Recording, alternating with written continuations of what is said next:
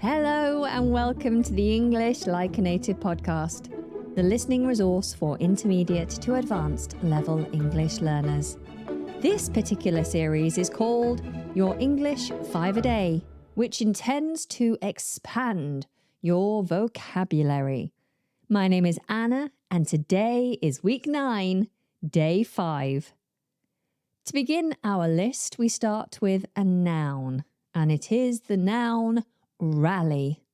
Rally. I spell this R-A-L-L-Y. Rally. Rally. In tennis or squash or badminton, a rally is a continuous exchange of hits between players.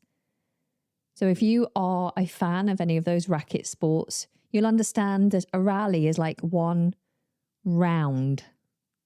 So a good rally is a round that kind of goes on a little bit longer than usual.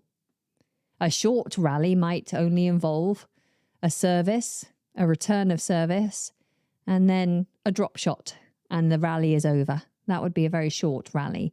It's not very interesting to watch short rallies, really. The occasional one is okay, but it's nice as a player, and I think as a spectator, to see a rally that takes a bit of time, where you can really see the players trying to work out how to beat their opponent. Here's an example sentence. Oh, that was the best rally we've had in ages. How we didn't win, I don't know. Great game though.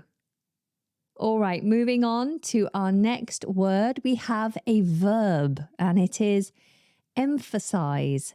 Emphasize. This is spelled E-M-P-H-A-S-I-S-E.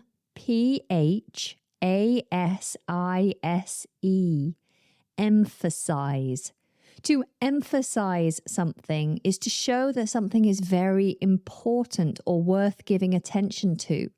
It's similar to highlight or make something seem bigger maybe than it is, or at least spotlighting it. So for example, when I wear a long jumper dress, I may decide to wear a belt because the belt emphasizes my figure.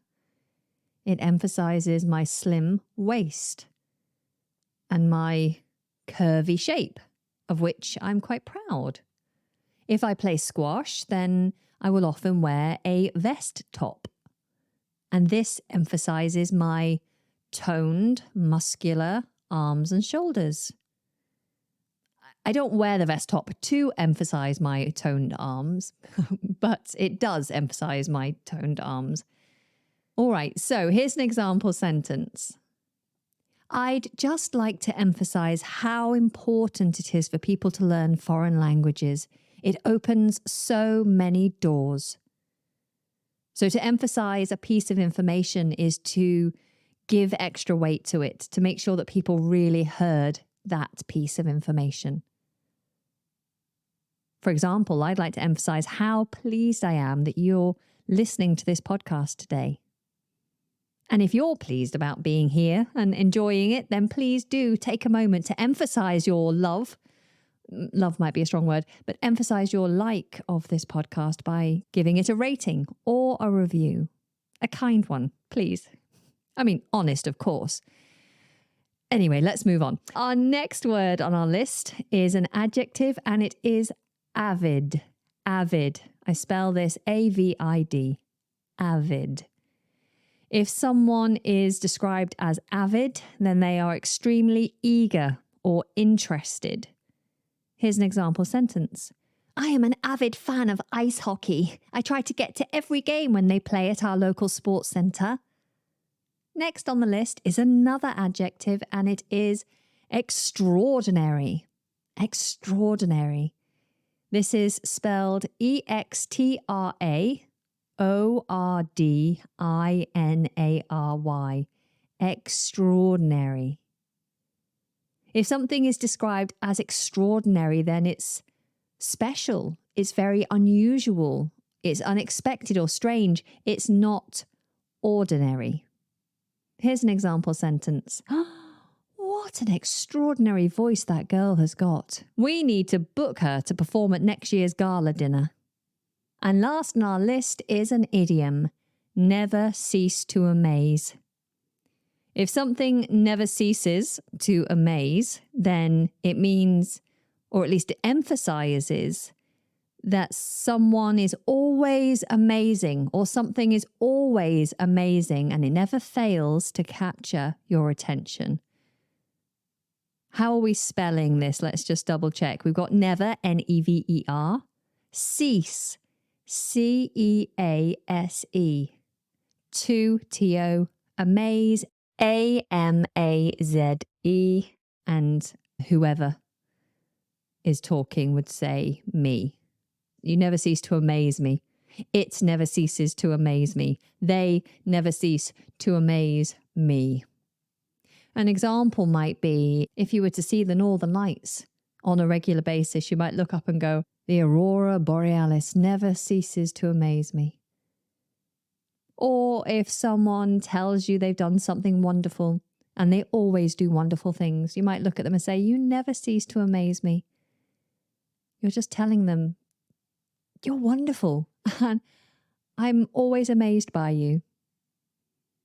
This could also be used in a sarcastic way as well, when someone amazes you in a shocking and disapproving way. They do things that you just would never expect them to do. They behave in terrible ways, and you just go, oh, you never cease to amaze me. You are despicable. I am ashamed to be related to you. Hopefully you never say that about anyone, but it does happen. Here's another example sentence. Oh, your talents never cease to amaze me, Rebecca. Is there anything you can't do? All right, so that's our 5 for today. Gosh, it goes so quickly, doesn't it? Let's recap what we've covered.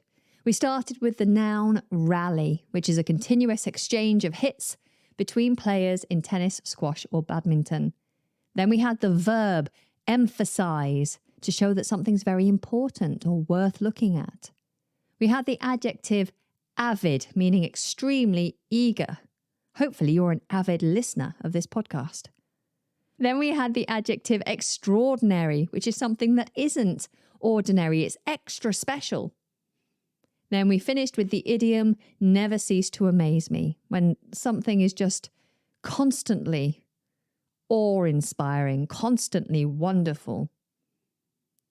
Let's now try for pronunciation. Please, if you are able to, repeat after me. Rally, rally. Emphasize, emphasize. Avid, avid. Extraordinary, extraordinary. Never cease to amaze me.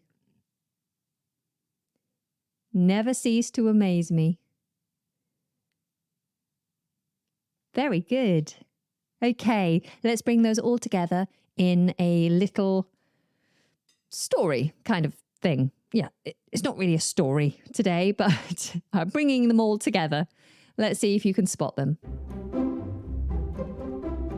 Are you an avid tennis player who loves to teach and inspire others? Do you have the skills and experience to lead a team of talented and motivated students? Do you want to be part of an extraordinary journey to the national finals? If you answered yes to these questions, then we have an exciting opportunity for you. We're looking for a tennis coach for our university team who can help us achieve our dreams of becoming the champions. As our coach, you will be responsible for planning and conducting training sessions, developing strategies and tactics, and providing feedback and guidance to our players. You will also promote team spirit, emphasize the importance of teamwork and sportsmanship, and foster a positive and supportive environment. You will work closely with our captain and our sports coordinator, who will support you in your role and provide you with the necessary resources and facilities. You will also have the chance to travel with us to various tournaments and events, and represent our university with pride and honour. We want to be known for our outstanding rallies and skillful shots.